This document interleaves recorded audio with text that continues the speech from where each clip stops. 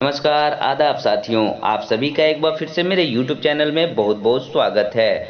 निष्ठा 3.0 FLN का दूसरा चरण 1 नवंबर से शुरू होकर 30 नवंबर को समाप्त हो जाएगा। इस बीच शिक्षक साथियों को प्रत्येक माह में 2 कोर्सेज करने हैं, जिसमें सभी शिक्षक साथियों को 25 नवंबर तक इन दोनों कोर्सेज में नामांकन हर हाल में ले लेना है। तीसरा जो मॉड्यूल है, बच्चों के सीखने की प्रक्रिया को समझना, बच्चे कैसे सीखते हैं, इस कोर्स में आए विभिन्न गतिविधियों का इस वीडियो में सटीक आंसर जानने का प्रयास करेंगे। उससे पहले अगर आपने मेरे चैनल को अभी तक सब्सक्राइब नहीं किया है तो सब्सक्राइब जरूर करें। साथ ही बेल आइकन को दबाना बिल्कुल ना भूलें, ताकि आने वाले हर एक वीडियो का आपको नोटिफिकेशन मिल सके। फेसबुक और इंस्टाग्राम के पेज को लाइक करें, ट्विटर पर हमें फॉलो करें। जैसा कि आप सभी जानते हैं कि निष्ठा 3.0 FLN के तहत प्रत्येक माह में 2 कोर्सेज को करने हैं। इन दोनों कोर्सेज में विभिन्न गतिविधियों के साथ साथ अंतिम प्रश्नोत्तरी में कम से कम 70% अंक लाना अनिवार्य है, तभी आपको इन दोनों कोर्सेज के सर्टिफिकेट मिलेंगे। इसलिए आप सभी शिक्षक साथी ध्यान रखेंगे कि निष्ठा 3.0 के किसी भी कोर्स को करते समय इसमें जो भी इम्पोर्टेंट बातें हैं उसे लिखते चलें, ताकि भविष्य में आपको किसी भी तरह का प्रॉब्लम ना हो। तीसरे मॉड्यूल के अंतिम प्रश्नोत्तरी में आए सभी प्रश्नों का आंसर का एक वीडियो मैंने पहले ही बना रखा है। अगर आपने उस वीडियो को अभी तक नहीं देखा है तो उसका लिंक मैं डिस्क्रिप्शन बॉक्स और आई बटन में डाल दूंगा, ताकि आपको उसे सर्च करने में किसी भी तरह का प्रॉब्लम ना हो। साथ ही मैंने निष्ठा ट्रेनिंग 3.0 का एक प्लेलिस्ट भी बना रखा है, जिसमें आपके सभी समस्याओं का यथासंभव समाधान करने का मैंने प्रयास किया है। तो चलिए तीसरे मॉड्यूल के बीच बीच में आए प्रश्नों का सटीक आंसर देने का प्रयास करते हैं। गतिविधि 1, अपनी समझ की जांच करें। कक्षा में बच्चों के सर्वांगीण विकास के लिए किसे बढ़ावा दें और किसे नहीं, इसे हाँ या नहीं द्वारा वर्गीकृत करें। पहला प्रश्न है, स्वस्थ और प्रेरक परिवेश का निर्माण करना।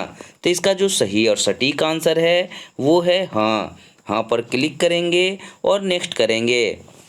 अगला प्रश्न है, सीखना केवल पाठ्य पुस्तकों तक ही सीमित रखना। तो इसका जो सही और सटीक आंसर है नहीं। नहीं पर क्लिक करके नेक्स्ट करेंगे। अगला प्रश्न है, पहल करने के लिए उत्प्रेरित करना। तो इसका जो सही और सटीक आंसर है वो है हाँ। हाँ पर क्लिक करके आगे की तरफ बढ़ेंगे। अगला प्रश्न है, स्वयं सीखने के अवसर देना। तो इसका जो सही और सटीक आंसर है वो है हाँ। हाँ पर क्लिक करके आगे बढ़ेंगे। अगला प्रश्न है, भय उत्पन्न करना। तो इसका जो सही और सटीक आंसर है वो है नहीं। नहीं पे क्लिक करके आगे की तरफ बढ़ेंगे। अगला प्रश्न है, परस्पर बातचीत के अवसर प्रदान करना। तो इसका जो सही और सटीक आंसर है वो है हाँ। हाँ पर क्लिक करके आगे की तरफ बढ़ेंगे। अगला प्रश्न है, लगातार नकारात्मक फीडबैक देना। तो इसका जो सही और सटीक आंसर है वो है नहीं। नहीं पर क्लिक करके आगे की तरफ बढ़ेंगे। अगला प्रश्न है, खोजबीन के अवसर देना। तो इसका जो सही और सटीक आंसर है वो है हाँ। हाँ पर क्लिक करके आगे की तरफ बढ़ेंगे। तो हम देखते हैं, हमने 8 प्रश्नों का उत्तर दिया और 8वां आंसर सही है। इस तरह से आपका गतिविधि 1, अपनी समझ की जांच करें, समाप्त हो जाएगा। गतिविधि 4, अपनी समझ की जांच करें। पहला प्रश्न है, जब कार्य बच्चों की पसंद और रुचि का होता है तो बच्चे बेहतर तरीके से सीखते हैं। तो इसका जो सही और सटीक आंसर है वो है हाँ। हाँ पर क्लिक करके आगे की तरफ बढ़ेंगे। अगला प्रश्न है, समूहीकरण प्राथमिकता का अर्थ है शिक्षक के निर्देशानुसार बच्चों को समूह में शामिल होना पड़ेगा।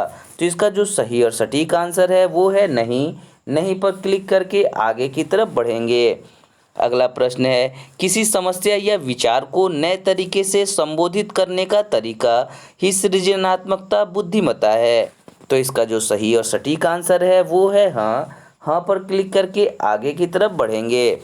अगला प्रश्न है, पहले से मौजूद रुचि दृढ़ता या चाव को दर्शाती है, जबकि संभावित रुचि वह है जिसे पाने की बच्चे कोशिश कर सकते हैं। तो इसका जो सही और सटीक आंसर है वो है हाँ। हाँ पर क्लिक करके आगे की तरफ बढ़ेंगे। अगला प्रश्न है, व्यवहारिक बुद्धिमत्ता का अर्थ है समस्या का समाधान बच्चे के लिए उस समय के महत्व के आधार पर करना। तो इसका जो सही और सटीक आंसर है वो है हाँ। हाँ पर क्लिक करके आगे की तरफ बढ़ेंगे। हम देखते हैं कि यहाँ हमने 5 प्रश्नों का उत्तर दिया और पांचों हमारा सही है। इस तरह से गतिविधि 4 आपका समाप्त हो जाएगा। इसके बाद आपका अंतिम प्रश्नोत्तरी